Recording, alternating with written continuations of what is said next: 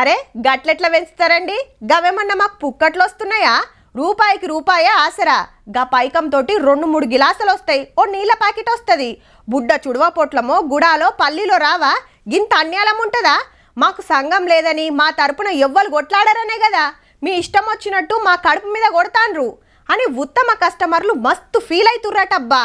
పండుగ పూట పెగ్గు జరంతా పిరమైందుల్లో మందు రేట్లు పెరిగినాయి మరి. ఓ ఓ మనతన కాదు, ఆంధ్రాల కోటర్ అయినా హాఫ్ అయినా ఫుల్ అయినా సీసా మీద 10 రూపాయలు పెంచింది గవర్నమెంట్.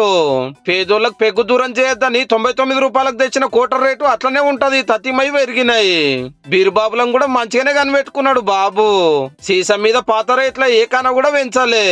చలికాలం విడిచిపెట్టి ఎండాకాలం నడుచుకుంటాడేమో మరి. కొత్త సర్కార్ వచ్చినాక ప్రైవేట్ వాళ్ళే షాపులు నడుపుకుంటానికి పర్మిషన్ ఇచ్చిండు. పబ్లిక్ బగ్గా కాయి చేసే బ్రాండ్లు మరలా తెచ్చిండు. అట్లనే డిపోలకు వెళ్ళి సప్లై చేసే మందు వైన్స్లకు ఒక రేటు, బాల్రకు ఇంకో రేటు తీసుకుంటారు. ఈ కంచెలి బాల్ర మీద స్పెషల్ ట్యాక్స్ తీసేసి వైన్స్లకు ఇచ్చిన రేట్లకే అమ్మాలని డిసైడ్ చేసిండ్రు. ఊళ్ళకి 5 కిలోమీటర్ల అవతల ఉన్న 3 స్టార్ 5 స్టార్ హోటళ్లలో మైక్రో బ్రూవరీలు పెట్టుకోవడానికి పర్మిషన్ ఇచ్చిండ్రు. అంటే ఆడనే బీర్ తయారైతుంది, కస్టమర్లకు సప్లై చేస్తారు. కానీ ఎలక్షన్ల ముంగట ఏం చెప్పిండో యాదుందా? పొద్దుందాకా కష్టం చేసి పొద్దుముఖంగా ఇంత తాగుదామంటే గీతీల రేట్లు పెట్టి పేదోళ్ళకు మందు దూరం చేస్తారా అని వైసీపీ సర్కారును నిలదీసి ఇప్పుడు పవర్లకు రాగానే సార్ కూడా గదే పని చేస్తున్నాడు.